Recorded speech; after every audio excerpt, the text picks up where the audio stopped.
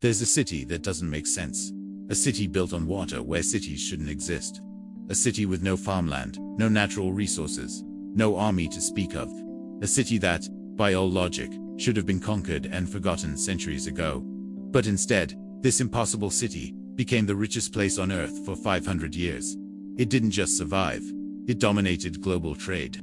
It financed kingdoms. It invented modern banking. It controlled the flow of money across 3 continents. And here's the part that will blow your mind. This city's financial innovations still control your life today. Every time you use a bank account, sign a contract, or check an exchange rate, you're using systems invented by this one city.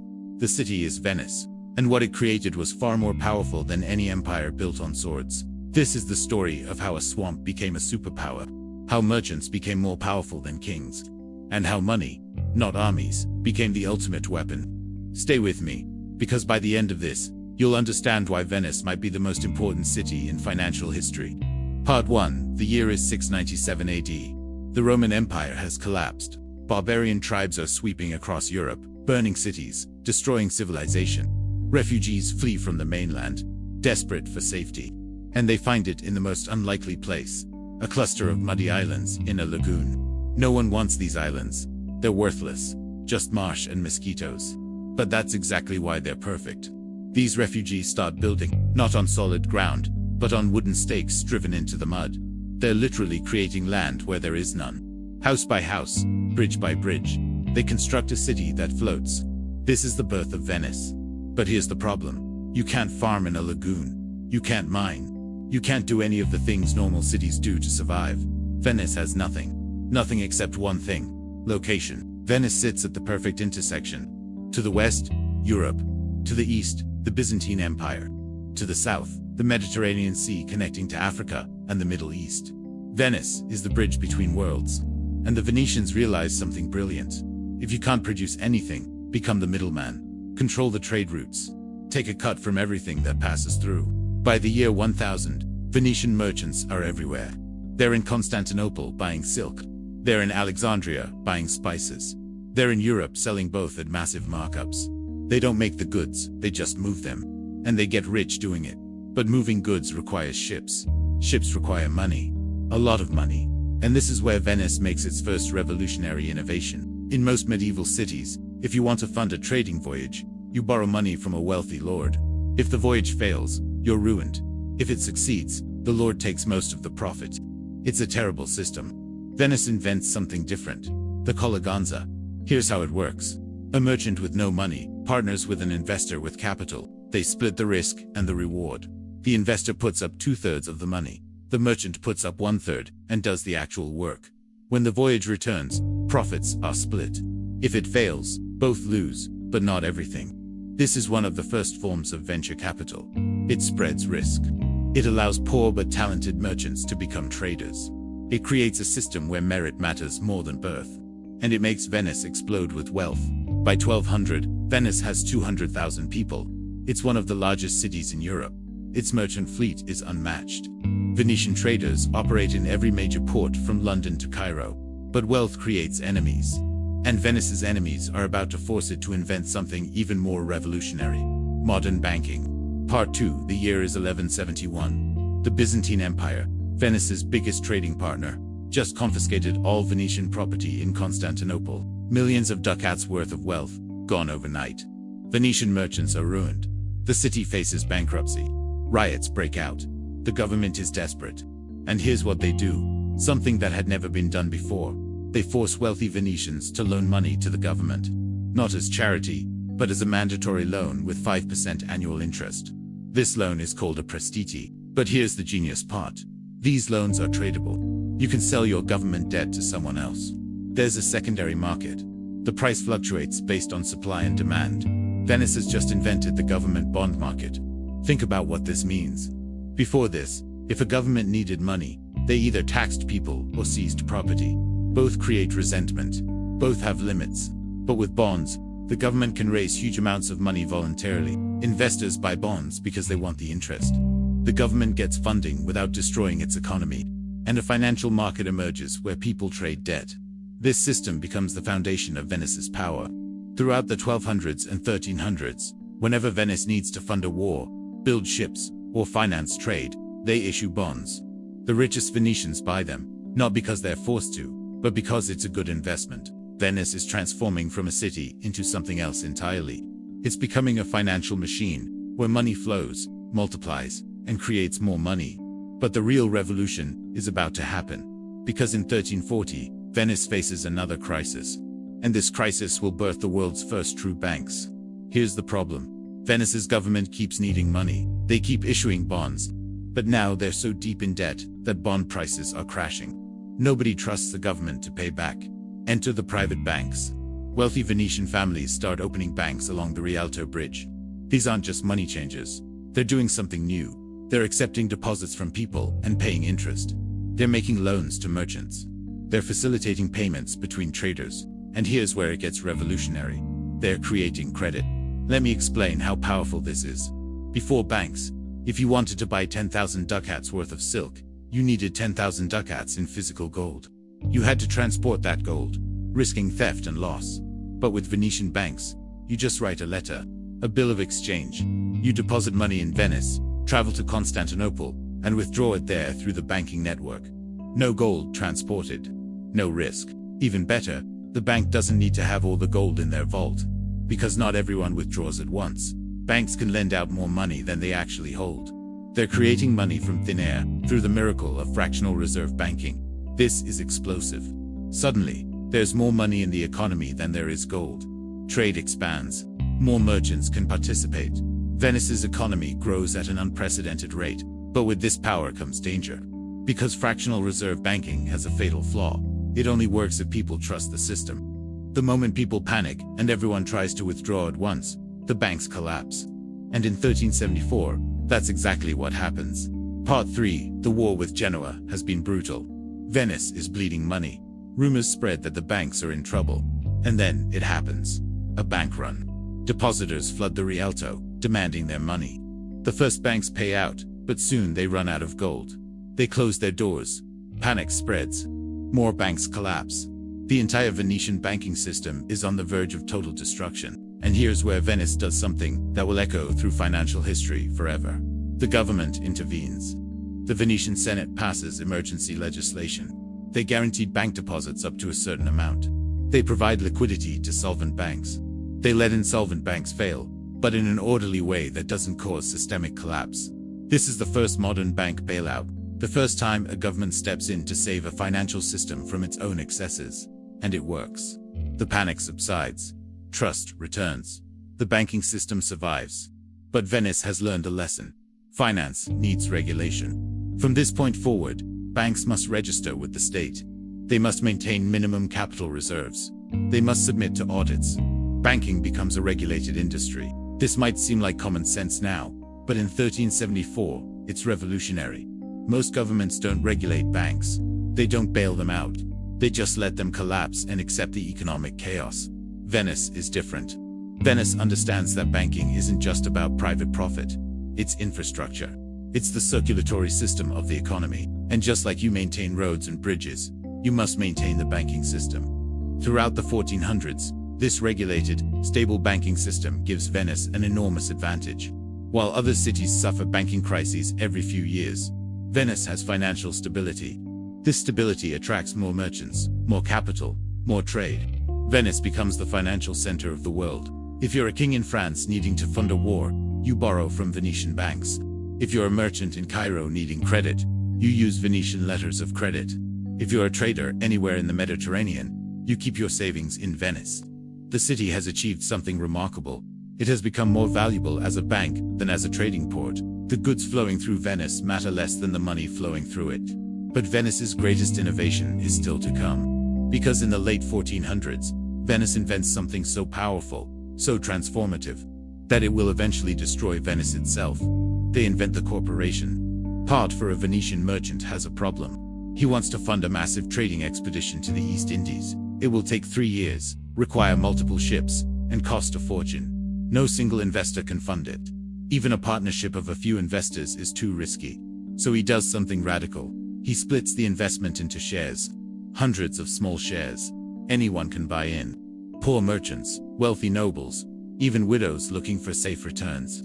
All become part owners of the venture. This is the joint stock company.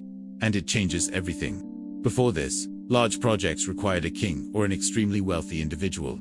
Most people couldn't participate in major commercial ventures. Capital was limited to the rich. But with shares, you can pool capital from thousands of people. A poor fisherman can buy 1 share. A noble can buy 100. Everyone owns a piece. Everyone shares the risk and reward. More importantly, these shares are tradable. If you need cash, you can sell your shares to someone else. The company continues, but ownership changes hands. This creates a stock market. Venice opens one of the first formal stock exchanges near the Rio. Every day, merchants gather to buy and sell shares in various trading ventures. Prices fluctuate based on news, rumors, expected profits. Speculation begins. People buy shares not to own part of the company, but to sell them later at a higher price. Sound familiar?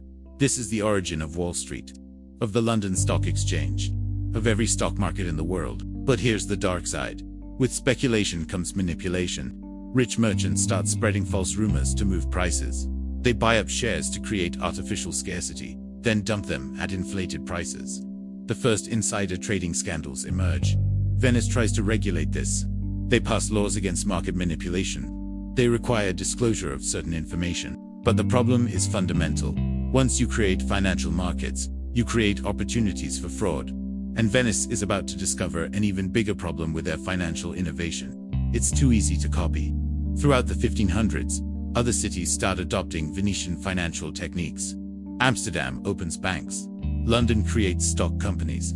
Genoa develops sophisticated credit instruments. Venice's financial advantage is disappearing. The very innovations that made Venice rich are now making everyone else rich too. But the killing blow comes from an unexpected direction: geography. In 1453, Constantinople falls to the Ottoman Turks. The overland trade routes to Asia that made Venice rich are now controlled by a hostile power. Then, in 1498, something even worse happens. Vasco da Gama sails around Africa to India. Suddenly, there's a sea route to Asia that bypasses the Mediterranean entirely. Portuguese, then Dutch, then English ships start trading directly with India and China. They don't need Venetian middlemen anymore. Venice's location, once its greatest asset, becomes irrelevant. The city tries to adapt. They invest in manufacturing. They double down on banking. But they're fighting against a fundamental shift. The age of Mediterranean dominance is over. The age of Atlantic empires is beginning. By 1600, Venice is still wealthy, still beautiful, but no longer dominant. Amsterdam has taken its place as Europe's financial center. London is rising. Venice is becoming a museum of its former glory. But here's the thing. Venice lost, but Venetian ideas won. Part 5. Pull out your phone. Open your banking app. Look at your account balance. That number you see. It doesn't represent physical money sitting in a vault somewhere. It's just a digital entry. The bank is lending out most of that money to other people. They're creating credit, multiplying the money supply through fractional reserve banking. This is the Venetian system. Now check your investment portfolio. Those stocks you own, they're shares in corporations. Pieces of companies that you can buy and sell freely on a market. The price changes every second based on supply, demand, and speculation. This is the Venetian system. Look at government bonds.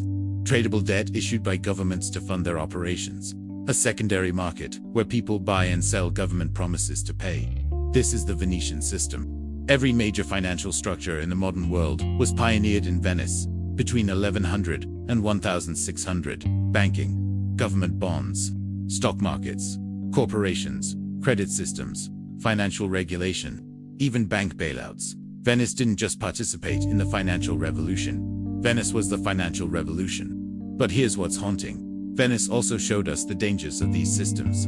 Bank runs that destroy economies, market manipulation and fraud, debt spirals that trap governments, the concentration of wealth among financial elites, while common people struggle. Venice built a machine that created enormous wealth. But it also created enormous inequality. By the 1500s, a handful of families controlled most of Venice's wealth. The merchant aristocracy had become as entrenched as any feudal nobility. The system that once allowed poor merchants to rise now locked them out. And here's the most disturbing parallel. Venice's financial system became so complex, so interconnected, that when parts of it failed, everything threatened to collapse. The 1374 bank run nearly destroyed the entire economy. Later crises did the same. Does this sound familiar? The 2008 financial crisis wasn't caused by a lack of innovation, it was caused by too much innovation. Financial instruments so complex that nobody understood them. Banks so interconnected that one failure threatened everyone. A system that had become too big, too complicated, too fragile. Venice spent 500 years building a financial system, and then that system made Venice itself obsolete, because once financial knowledge spread, Venice's only advantage disappeared. The techniques that made them rich became common knowledge. Today, we live in a Venetian world. A world where financial centers rise and fall, where capital flows faster than goods, where credit creates money, where markets connect the globe, where banking crises can destroy nations. Venice gave us the tools to build modern capitalism. But Venice also warned us. Financial systems are powerful, but they're also dangerous. They create wealth, but they also create instability. They enable prosperity, but they also enable catastrophe. Conclusion. So here's what Venice really teaches us. The most powerful empires are always built with armies. Venice had no great military, no vast territories, no natural resources. What they had was better than any of that. They had financial technology. They understood that controlling money is more powerful than controlling land. That credit is more valuable than gold. That information flows faster than soldiers. That trust, properly structured and regulated, can create more wealth than conquest ever could. For 500 years, Venice proved that a tiny city built on mud could dominate the world economy through financial innovation. They turned swamps into palaces, not with swords, but with ledgers. But Venice also proved that financial dominance is temporary. Every innovation can be copied. Every advantage eventually disappears. The techniques that make you rich will eventually make everyone else rich too. And when that happens, you better have something else to offer. Venice didn't. When their financial innovation spread and their geographic advantage vanished, they had nothing left but memories. The city survived, but as a shadow, a beautiful museum, a tourist destination, where people come to see the ruins of financial glory. The question for us is, are we learning from Venice, or are we repeating their mistakes? We've built a global financial system far more complex than anything Venice imagined. We've created instruments, markets, and institutions that would amaze even the most sophisticated Venetian banker. We've achieved levels of wealth creation that medieval merchants couldn't dream of. But we've also created their problems at a global scale. Bank runs now threaten entire countries. Financial crises spread across the world in seconds. Wealth inequality rivals anything seen in Renaissance Venice. And our financial system has become so complex that nobody fully understands it anymore. Venice rose because they innovated. They fell because they stopped innovating and others caught up. The real question isn't whether we can build financial systems as sophisticated as Venice. We already have. The question is, can we build them better? Can we create systems that generate wealth without generating catastrophe? That enable prosperity without enabling fraud? That serve society instead of dominating it? Because if we can't, we might end up like Venice, rich in history, poor in relevance. A cautionary tale for future generations about the dangers of financial hubris. Venice built the modern financial world. Now we have to decide whether to perfect it or be destroyed by it. What do you think? Drop your thoughts in the comments. And if this changed how you see the financial system, share it with someone who needs to understand where all of this really came from. Because the next time you use a bank, buy a stock, or check your credit, remember, you're living in Venice's world. For better or worse.